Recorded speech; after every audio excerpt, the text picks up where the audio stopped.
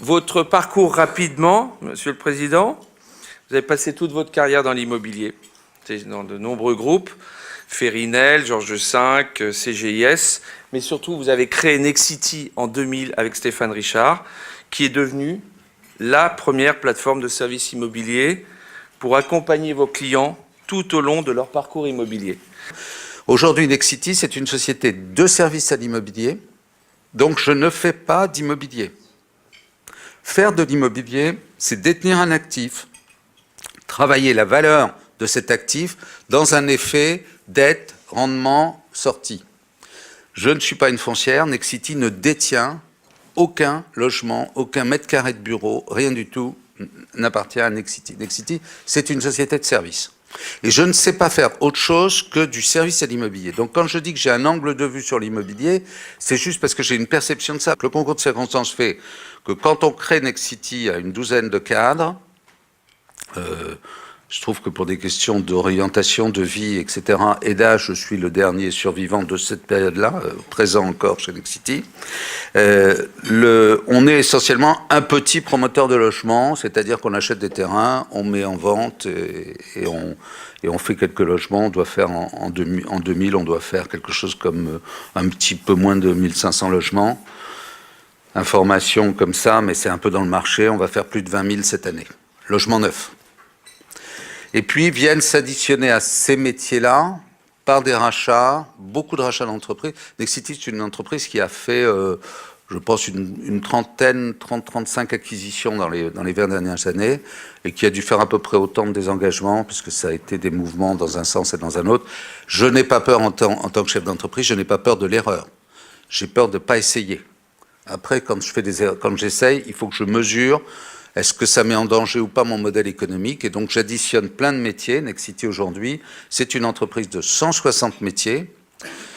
Et rien que ça nous prendrait la matinée et j'aurais besoin de notes. Donc je ne vais pas vous les décrire tous, mais je vais essayer de les reprendre les uns à côté des autres. Promoteur de logement, premier promoteur de logement en France. Promoteur d'immobilier d'entreprise, c'est-à-dire on construit des bureaux pour le compte d'investisseurs ou d'occupants, le siège de BETC en Pantin, les 4 tours de la Société Générale, la tour du Crédit Lyonnais à Lille au-dessus de la gare, enfin voilà, un certain nombre de sujets, là, les docks à Marseille. Nous sommes donc ça ce sont les métiers de promotion. Dans les métiers de service, nous sommes le deuxième administrateur de biens français, derrière Foncia, 22 000 immeubles, 1 million de logements gérés, nous sommes syndic. Si par hasard je suis syndic de quelqu'un dans la salle, je vous prie de m'en excuser. Nous sommes, bien sûr, du coup, nous sommes gérants de patrimoine. J'espère que là, on est gérant de vos patrimoines immobiliers et qu'on le fait bien. Donc, on fait de la location, de la transaction. On est propriétaire de 2 réseaux de franchise, dont le principal connu est Century 21, qui est le premier opérateur, ce qui nous donne une vue quand même sur 55 000 transactions immobilières. On est le premier opérateur de la résidence étudiant en France, avec une marque qui est Studéa, 18 000 logements. Et là, je vous rapporte, comme pour le deuxième axe, qui est la personne âgée, non médicalisée, donc à un bout, les gens comme moi, et à l'autre bout, les jeunes. L'immobilier, pourquoi le coup de gueule? Depuis 1996, je parle sur la problématique du logement en France en disant c'est un problème majeur, nous ne produisons pas assez de logements pour la population que nous avons. Et tout le monde me dit ah oui c'est intéressant et personne ne change rien. Donc à un moment donné je me suis dit au fond, quand vous avez un émetteur qui émet à des populations différentes, je disais je suis à mon 18e ministre du logement, à mon 5e ou 6e président de la République, ils m'ont tous reçu, ils m'ont tous parlé, ils m'ont tous écouté, ils m'ont tous dit que c'était intéressant ce que je disais. Puis ils n'ont rien fait. Ou plus exactement, ils ont fait pendant un petit moment, puis ensuite ils sont revenus en arrière en faisant et un coup je t'enlève ça, et un coup je te remets. Le dernier sujet, c'est Duflot versus Pinel Écosse. Bon. Qu'est-ce que je dis dans la lettre qu'on publie début novembre? Je dis, si vous continuez comme ça, si vous ne vous occupez pas des villes périphériques, si vous déshabillez les petites provinces de l'activité de fabrication de logements neufs, c'est-à-dire de la fabrication du BTP autour de ces sujets-là et des équipements publics, si vous ne produisez pas assez à bas prix en centre urbain, eh bien vous allez avoir toute une partie des populations qui vont s'apercevoir qu'elles ne peuvent plus se loger confortablement, qu'elles ne peuvent plus habiter près de leur lieu de travail, qu'elles n'ont pas accès à la médecine, à l'éducation, aux soins et à la culture, et vous allez pousser les votes extrêmes. La demande, elle est d'abord démographique. Nous serons dans 12 ans, 4 millions de familles de plus. La France, dans 12 ans, même moins de 12 ans maintenant, 2030, sera composée à 42% de familles de personnes seules. Nous serons 11 millions de familles monoparentales. Nous aurons une population de personnes âgées qui représentera plus de 15% de la population, personnes âgées étant moi, plus de 65 ans. Si je veux juste absorber cette croissance démographique, ce vieillissement de la population, croissance démographique étant, et aussi le fait que plus ça va, plus la population monoparentale est importante, je suis obligé de quantitativement, bêtement, produire en moyenne 420 000 logements par an, tout compris. 80% aujourd'hui de la population française ne peut plus s'acheter son logement. La disruption, elle est venue du prix. C'est pour ça qu'il faut absolument qu'il y ait des lois qui viennent faire, ou des réglementations, ou des intentions, ou des démarches qui fassent baisser les prix. Petit chiffre à avoir en tête, hein. Dans les 15 prochaines années, plus de 20% de la population française sera en Île-de-France. Ce qui veut dire plus de 100 000 nouveaux logements à construire chaque année pendant les 15 prochaines années en Île-de-France. Ce qui veut dire que dans les 100 000 personnes qui vont arriver chaque année en Île-de-France dans les 15 prochaines années, il y en aura toujours 2-3 000 qui seront capables de payer cher leur logement. Et donc, pour ceux qui sont propriétaires dans Paris ou qui se posent la question de savoir si les prix sont trop chers dans Paris, ne vous inquiétez pas. La demande sera forte. Il y a moins de 300 transactions qui dépassent 1,5 million d'euros par an dans Paris. Il faut juste se rappeler ça. Hein. La médiane des revenus des Français à 2, c'est 2 800 euros. Hein. Donc nous ne sommes pas du vrai monde. Si je regarde le prix de revient d'un logement, et si je me dis, ou plutôt son prix de vente, et je me dis comment je peux le faire baisser, eh bien j'ai un prix de foncier. Le prix de foncier, tant qu'il est aux enchères, et tant que la demande est supérieure à l'offre, en logement neuf, j'ai besoin de fabriquer 420 000 logements. Le système ne m'en produit que 300 000 ou 350 000. Si je veux faire baisser le prix du terrain, je suis obligé de réguler la mise aux enchères des terrains.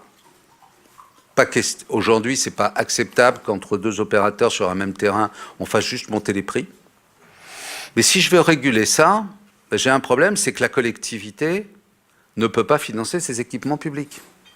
Parce que c'est souvent la collectivité qui taxe le terrain. Donc si je ne peux pas baisser le prix du terrain, il faut que j'augmente la densité. Et donc il faut que je construise devant chez vous, plus haut, plus dense. Quand Haussmann a l'émission, il dit, maintenant, dans Paris, il n'y aura pas moins de 6 étages. Paris était une ville basse. Et donc, il a reconstruit partout. Il y a encore plein de dents creuses. On peut d'ailleurs s'amuser un peu, mais bon, c'est compliqué. Voilà. Donc, il faudrait dire aujourd'hui, sur un terrain donné, dans une zone donnée, où l'épanelage, par exemple, est à R+5, eh ben, on n'a pas le droit de faire moins de R+7, moins de R+8. Et ce 3 étages de plus, il ne vient pas augmenter la charge foncière, il vient s'impacter sur l'ensemble de la charge foncière de façon à la baisser. La fiscalité en 2017, et c'est la Commission des comptes nationaux du logement qui le dit, accumuler les subventions de l'État au logement en 2017, 40 milliards. Les subventions de l'État au logement en 2016, 41 milliards. Donc économie budgétaire, 40 milliards. 1 milliard, pardon. Mais un coût budgétaire de 40. Et vous savez que le gouvernement ne regarde que les dépenses. Nous sommes chefs d'entreprise, nous sommes investisseurs, on ne regarderait que l'argent qu'on a mis et jamais celui qu'on retrouve. On ne regarderait pas les recettes. Les recettes de l'État sur le logement, les droits de mutation, la TVA, les taxes diverses, etc. Sur la même période, 2016, 68 milliards, 2017, 74 milliards. Ah oui, les prix du logement montent. Ah oui, à chaque fois que M. Darmanin ou M. Le Maire se réveillent, ces temps-ci, mais c'était les mêmes avant, hein, se réveillent et disent « Tiens, au fait, il y a un endroit qu'on peut bien taxer parce qu'il ne bouge pas. il ne peut pas se sauver. C'est l'immobilier. À chaque fois, il augmente le prix. Il met de plus en plus les investisseurs que nous sommes en difficulté de se dire est-ce que j'achète ou pas du logement neuf, est-ce que je fais de l'investissement locatif. Les institutionnels, ils préfèrent aujourd'hui, s'il y en a dans la salle, et si je suis trop caricatural, je m'en excuse auprès d'eux, acheter du logement locatif en Allemagne plutôt qu'en France.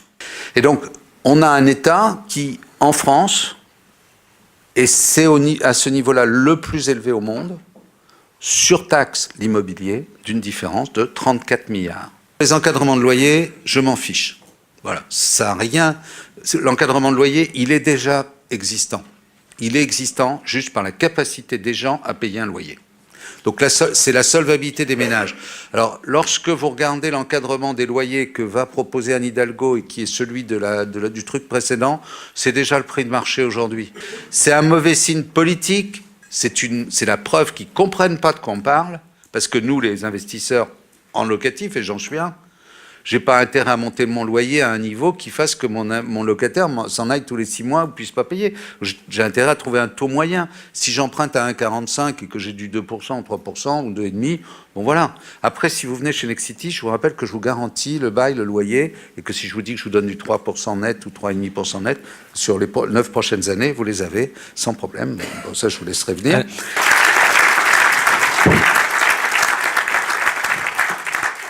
Eh bien, un immense merci. Je pense que c'était vraiment tout à fait passionnant.